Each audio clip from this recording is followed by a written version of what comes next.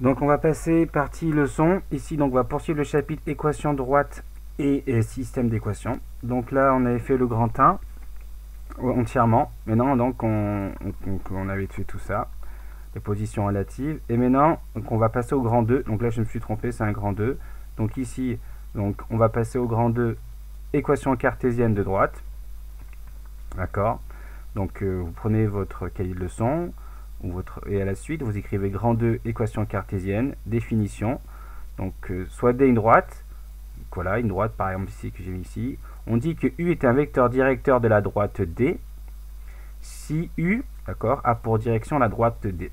Donc vous pouvez mettre sur pause si vous voulez, vous pouvez écrire et faire le schéma. Maintenant, une fois que vous avez copié, donc on va essayer d'expliquer. Donc vous voyez, un vecteur, je vous rappelle, ça a donc ça a trois informations. Ça a donc un sens, une longueur et une direction.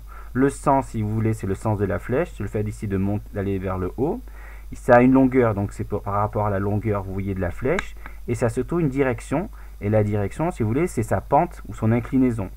Donc dire que U est un vecteur directeur de la droite D, ça veut dire que D et U, si vous voulez, ont la même pente ou la même inclinaison. Voyez, mais c'est ça qu'il faut comprendre. Donc U a pour direction la droite D, ça veut dire que U finalement et D ont la même inclinaison et ils sont la même pente.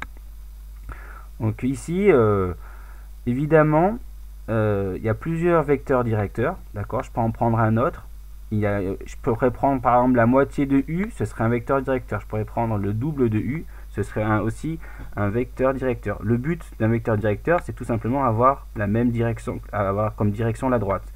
C'est-à-dire que les droites et le vecteur ont la même inclinaison ou la même pente, pour visualiser ce que ça veut dire direction. Donc une direction finalement, c'est une inclinaison, mais c'est pas le terme associé au vecteur, mais pour que vous compreniez, on peut le voir comme ça.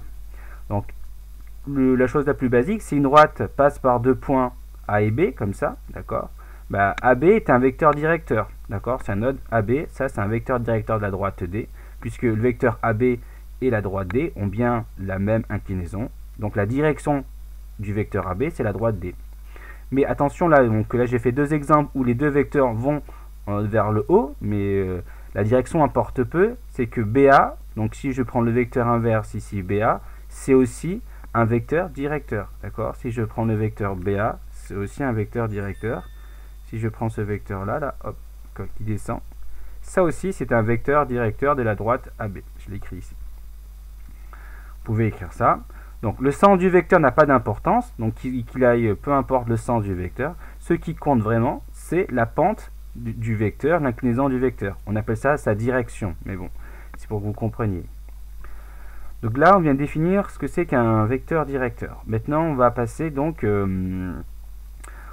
une propriété, d'accord.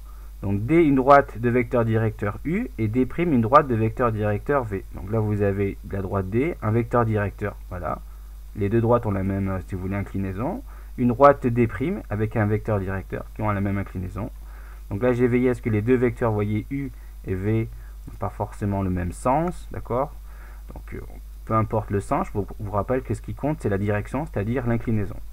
Donc D et D' sont parallèles si et seulement si U et V donc, sont parallèles si vous voulez, mais le terme parallèle n'est pas adapté pour les vecteurs. Des vecteurs parallèles, on appelle ça des vecteurs collinéaires. D'accord. Donc des droites sont parallèles si et seulement si leurs vecteurs directeurs sont collinéaires. Donc maintenant, on va passer à la définition 7. Vous pouvez mettre sur pause, écrire. Définition 7. Je me donne trois nombres, 3 réels, A, B et C, des réels, et je veux que le couple A et B soit non nul. C'est-à-dire que l'un des deux peut être nul, A peut être nul, mais B ne doit pas être nul. Inversement, si B est nul, A ne doit pas être nul. Donc il faut que un des deux peut être nul, mais pas en même temps. C'est pour ça qu'il faut que le couple A et B soit différent du couple 0, 0. L'ensemble des points, donc M, de coordonnées x, y, qui vérifient l'équation, c'est-à-dire qui sont solutions de l'équation ax plus by plus c égale 0, avec bien sûr a et b sont des valeurs qui vous sont données. Mais pour la définition, pour la généralité, on leur a placé ces nombres par des lettres, mais a et b sont des valeurs connues, d'accord. Si x, les coordonnées x et y du point M vérifient cette équation, d'accord, l'ensemble de ces points en fait forment une droite, de vecteur directeur, et ça c'est important, de coordonnées moins b, a. D'accord, ça peut paraître abstrait. Et l'équation ax plus by plus c égale 0, on appelle ça une équation cartésienne de la droite D. Donc, on a vu ce qu'on appelle une équation réduite au paragraphe précédent. Là, on va voir ce qu'on appelle donc une équation cartésienne. Donc l'équation cartésienne de la droite D. Alors, exemple, donc vous voyez, là j'ai une équation cartésienne, c'est de la forme ax plus by plus c égale 0. Donc ici, comme je vous l'ai dit, les valeurs de a ici c'est 3, la valeur de b c'est moins 2, et la valeur de c c'est moins 1. Donc vous voyez, les lettres a, b, c sont des valeurs qui sont connues. Hein. C'est pas des... Le ici, ce qui est, là, si vous voulez, c'est les paramètres sont x et y. Donc ça, c'est une équation cartésienne d'une droite D, de vecteur directeur. Bah, comme le vecteur directeur, c'est moins b sur a. Ici, là, j'ai b, c'est moins 2, et a, c'est 3. Donc moins b, ça va donner plus 2, et a, ça va donner 3. Donc les coordonnées du vecteur directeur sont plus 2 et 3. Donc là, ça vous donne la pente, si vous voulez, l'inclinaison du vecteur. Donc là, je l'ai représenté, U, voilà. Il a donc cette inclinaison-là. Donc si on se déplace, le plus 2, donc comme c'est en abscisse, c'est 2 comme ça vers la gauche. Et plus 3, comme ça, on monte de 3. Donc là, vous avez l'inclinaison, la pente du vecteur U. Et là, pour comprendre à quoi servent les x et y, regardez, les points A et B de coordonnées moins 1, moins 2, et pour B, 1 et 3, appartiennent-ils à la droite D? Bah, tout simplement, on va regarder si les coordonnées de A, d'accord, x, a, y, a, ici, moins 1, moins 2, sont solutions de l'équation cartésienne. C'est-à-dire que si je remplace, vous voyez, 3x moins 2y moins 1, si on a 3xa moins 2ya moins 1, si ça vaut 0, en remplaçant donc xa, ya par les valeurs des coordonnées de A, si ça vaut 0, le point A appartient à la droite. Donc, puisque ces coordonnées vérifient l'équation cartésienne.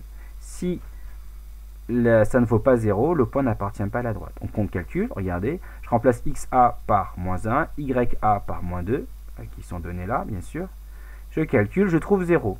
Comme ça vaut 0, donc A appartient à D, parce que les coordonnées de A sont solutions de l'équation cartésienne de D. Là, je vais vous le mettre sur pause, et bien on va passer au point B.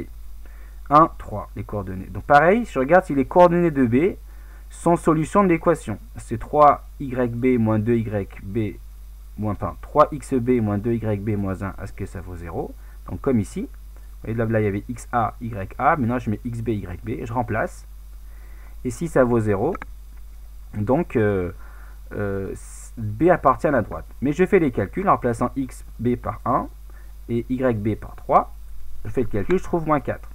Comme ça ne vaut pas 0, donc B n'appartient pas à la droite D, puisque les coordonnées de B ne sont pas solutions de l'équation cartésienne. Ensuite, on va terminer, donc ça c'est donc l'exemple, un exercice type, où on vous donne 2 points, A et B. Déterminer une équation cartésienne de la droite AB. Donc, premier réflexe, c'est ce qu'on a envie de tracer un repère et de placer des points A et B. Ce n'est pas forcément nécessaire, on va donc plutôt schématiser et voir la méthode générale. Parce que si on fait ça, si on place A et B de manière correcte, on ne va pas voir les raisonnements qui sont derrière. Mais on peut schématiser, ça ne prend pas beaucoup de temps et on ne perd pas dans la généralité. Je place A, donc à peu près, ici par exemple 4, 1, moins 1, c'est là. Je place B à peu près ici, c'est moins 3, 5. Peu importe, ce que j'ai schématisé. Donc j'ai une droite. Et j'essaie de trouver une équation cartésienne. Donc première chose qu'on peut faire, déjà, AB a une équation cartésienne de la forme de l'équation cartésienne. C'est bien que AX plus BY plus C égale 0. Avec comme vecteur directeur, moins B, A. D'accord? C'était écrit ici, vous voyez, c'est la définition. La forme c'est AX plus B. AX plus BY plus C égale 0, et avec comme vecteur directeur, moins BA. Donc ça, je le sais. Mon objectif, donc quand j'écris la forme de l'équation cartésienne, c'est pas de trouver pareil X et Y, mais c'est trouver les valeurs de A, B et C. D'accord? Et justement, on va s'aider du vecteur directeur pour trouver les valeurs de A et de B. Puisque la droite passe par A et B, un vecteur qui a la même inclinaison que la droite AB, bah par exemple, c'est un exemple, c'est le vecteur BA. Prenez le vecteur BA, bien sûr, ce vecteur BA, si je le trace, ici, Ce vecteur BA, lui, il a la même inclinaison que la droite AB. Donc, c'est un vecteur directeur. Donc, BA est un vecteur directeur de la droite AB. Je calcule ses coordonnées en faisant, bien sûr, on commence toujours par le dernier point, XA moins XB. Après, c'est YA moins YB. Donc, là, je fais les calculs. Vous pouvez mettre sur pause et voir que ça correspond donc à, ici, XA 4 moins 3. Après, YA moins YB, moins 1, moins 5. On trouve 7 et moins 6. Donc ça, c'est les coordonnées du vecteur directeur. Mais comme je sais que les coordonnées du vecteur directeur, le 7, ça correspond à moins B, et le moins 6 correspond à A. Donc du coup, je peux dire que A égale moins 6, et que B, donc c'est l'opposé de ce qu'il y a là, c'est-à-dire moins 7. Puisque moins B, ça vaut 7, B, ça vaut donc moins 7. Bon. Petit raisonnement à voir. Du coup, l'idée, donc, maintenant j'ai A et B. Donc je peux remplacer le A et le B ici par les valeurs que je viens de trouver. Donc l'équation cartésienne de AB, je peux écrire AB, la droite AB, 2 points, c'est moins 6x plus moins 7y plus c égale 0.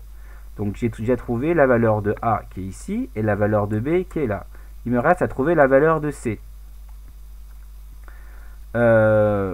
Comment trouver cette valeur de C? Je vais tout simplement utiliser le fait que le point A, ou j'aurais pu prendre le point B aussi, un des points, le point A appartient à la droite AB. D'accord? Puisque le point A appartient à la droite AB, les coordonnées de A sont solution de l'équation cartésienne.